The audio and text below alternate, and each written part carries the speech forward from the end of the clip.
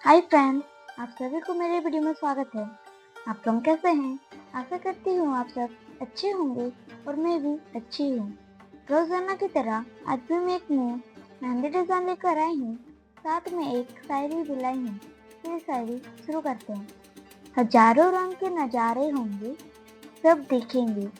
हजारों रंग के नजारे होंगे, सब देखेंगे। जब रचेगी मेहंदी हाथों में, नजारे छोड़कर सब मेहंदी देखेंगे। बातों बातों में सब कह दिया, कभी शायरी तो कभी मेहंदी बना लिया। सबको शुक्रिया जिसने जबा आर्ट्स को सब्सक्राइब कर लिया। आप लोग वीडियो में बने रहे। वीडियो अच्छा लगे तो लाइक, कमेंट, शेयर और सब्सक्राइब जरूर कीजिएगा। Thank you.